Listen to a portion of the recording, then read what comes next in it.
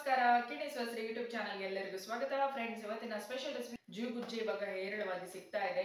ಹಾಗೆ ಸ್ವಲ್ಪ ಬೆಳೆದದ್ದು ಅಲ್ಲ, ಸ್ವಲ್ಪ ಎಳತ್ತು ಅಲ್ಲ, ಮೀಡಿಯಂ ಇರುವಂತ ಒಂದು ಜೂಗುಜ್ಜೆ, ಹಾಗೆ ಅದರ ಜೊತೆ ಒಂದು ಹಸಿ ಬಟಾಣಿಯನ್ನ ಹಾಕಿ ನಮ್ಮ ಸಾಂಪ್ರದಾಯಿಕ ಅಡುಗೆಯಲ್ಲಿ ಅದು ಕೂಡ ಒಂದು ಜೂಗುಜ್ಜೆ ಗಶಿ ಮಾಡ್ತಾ ಇದ್ದೇನೆ. ತುಂಬಾ ಸೂಪರ್ ಆಗಿರ್ತದೆ. ಒಮ್ಮೆ ನೀವು ತಂದು ಜೂಗುಜ್ಜೆ ಪೋಡಿ ಮಾಡಿದ್ರೆ ಪೋಡಿ ಮಾಡ್ತಾ ಇರ್ತೀರಿ, ಆದ್ರೆ ಈ ಸಲ ಒಂದು ಜೂಗುಜ್ಜೆ ಗಶಿ ಮಾಡಿ ನೋಡಿ ಆಯ್ತಾ.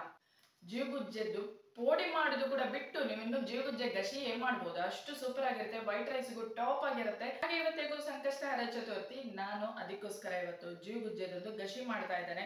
ಹೆಚ್ಚಾಗಿ ಇವಾಗ ಎಲ್ಲರ ಫಂಕ್ಷನ್ಸ್ ಅಲ್ಲಿ ಜೀಗುಜ್ಜೆ ಗಶಿ ಒಂದು ಟ್ರೆಂಡ್ ಆಗಿದೆ, ಹಸಿ ಬಟಾಣಿ ಮತ್ತೆ ಜೀಗುಜ್ಜೆ ಹಾಕಿ. ಮುಂಚೆ ಎಲ್ಲ ನಾವು ಮಾಡ್ತಿದ್ದೆವು ಜೀಗುಜ್ಜೆ ಮತ್ತೆ ಹಸಿ ಬಟಾಣಿ ಹಾಕಿ, ಆದ್ರೆ ಈಗ ಫಂಕ್ಷನ್ಸ್ ಅಲ್ಲಿ ಹೆಚ್ಚಾಗಿ ಅದನ್ನ ಮಾಡ್ತಾ ಇದ್ದಾರೆ.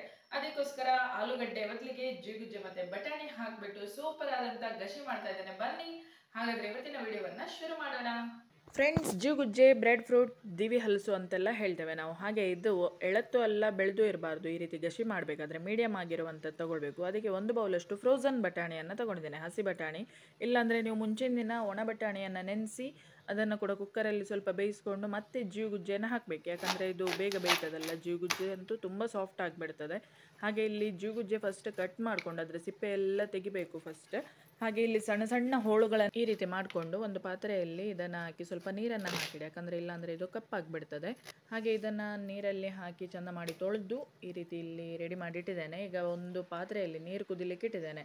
1 ಗ್ಲಾಸ್ ಅಷ್ಟು ನೀರನ್ನು ಕುದಿಲಿಕ್ಕೆ ಇಟ್ಟದ್ದು. ಅದರಲ್ಲಿ ಕಟ್ ಮಾಡಿ ತೊಳೆದಂಥ ಜೂಗುಜ್ಜೆಯ ಹೋಳುಗಳನ್ನು ಹಾಕ್ತಾ ಇದ್ದೇನೆ, ದೀವಿ ಹಲಸಿನ ಹೋಳುಗಳು. ಈ ದೀವಿ ಹಲಸಿನಿಂದ ಎಷ್ಟು ಬಗೆಯ ಸಾಂಬಾರು ಮಾಡ್ಲಿಕ್ಕೆ ಆಗ್ತದೆ ಆಯ್ತಾ. ನನಗೆ ತಿಳಿದ ಪ್ರಕಾರ ಒಂದು 5-6 ಬಗೆದಾದರೂ ಸಾಂಬಾರು ಬೇರೆ ಬೇರೆ ರೀತಿಯ ಮಸಾಲೆಯನ್ನು ಹಾಕಿ ಮಾಡ್ತಾರೆ. ನಾನು ನಿಮಗೆ ಅದನ್ನೆಲ್ಲವನ್ನು ಕೂಡ ಶೇರ್ ಮಾಡ್ತೇನೆ. ಹಾಗೆ ಇಲ್ಲಿ ನೋಡಿ, ಹಸಿ ಬಟಾಣಿಯನ್ನು ಚೆಂದ ಮಾಡಿ ತೊಳೆದು ತಂದು ಇದನ್ನು ಇವಾಗ ಹಾಕ್ತಾ ಇದ್ದೇನೆ. ಇದು ಫ್ರೋಝನ್ ಬಟಾಣಿ, ಹಾಗೆ ಎರಡು ಕೂಡ ಬೇಗನೆ ಬೆಂದು ಬಿಡುತ್ತೆ. ಒಂದೇ ಒಂದು ಕುದಿ ಬರಲಿ, ಆಮೇಲೆ ಇದಕ್ಕೆ ಉಪ್ಪನ್ನು ಹಾಕಿ ಕೂಡ ನಾನು ಬೇಯಿಸ್ಕೊಳ್ತೇನೆ. ಅಷ್ಟರವರೆಗೆ ಒಂದು ಮಸಾಲೆ ಮಾಡ್ಕೊಂಡು ಬರುವ. ಮಸಾಲೆಗೆ 1 ಸಣ್ಣ ತೆಂಗಿನಕಾಯಿಯ ತುರಿ, ಸ್ವಲ್ಪ ಅರಶಿನ, 6 ಹುರಿದ ಬ್ಯಾಡಗಿ ಮೆಣಸು, 4 ಹುರಿದ ಊರ ಮೆಣಸು, ಸ್ವಲ್ಪ ಹುಣಸೆ ಹುಳಿಯನ್ನು ಹಾಕ್ತಾ ಇದ್ದೇನೆ. ಇದಕ್ಕೆ ಅಮಟೆಕಾಯಿ ಎಲ್ಲ ಹಾಕುವುದಿಲ್ಲ ನಾನು.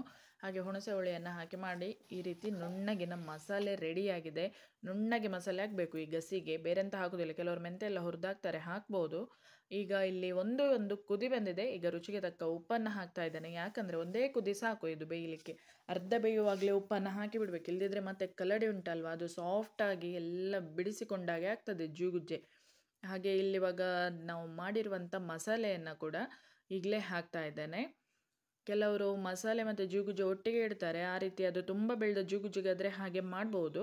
ಇಲ್ಲಿ ಇದಂದರೆ ಸ್ವಲ್ಪ ಮೀಡಿಯಮ್ ಇತ್ತಲ್ಲ, ಹಾಗೆ ಈ ರೀತಿ ತಗೊಂಡಿದ್ದೇನೆ.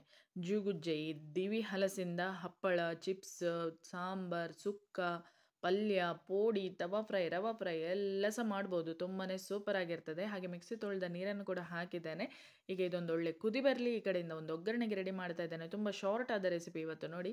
ಒಗ್ಗರಣೆ ಪ್ಯಾನಲ್ಲಿ 1 ಸ್ಪೂನಷ್ಟು ಕೊಬ್ಬರಿ ಎಣ್ಣೆ, ಅದರಲ್ಲಿ 1 ಸ್ಪೂನಷ್ಟು ಸಾಸಿವೆ, 1/4 ಸ್ಪೂನಷ್ಟು ಮೆಂತ್ಯ ಕಾಳನ್ನು ಹಾಕ್ತಾ ಇದ್ದೇನೆ. ಒಗ್ಗರಣೆಗೆ ಮೆಂತ್ಯ ಹಾಕ್ತಾ ಇದ್ದೇನೆ ಆಯಿತಾ. ಹಾಗೆ ಸ್ವಲ್ಪ ಕರಿಬೇವಿನ ಸೊಪ್ಪು, ಮಸಾಲೆಗೆ ಹಾಕಲಿಲ್ಲ ನಾನು.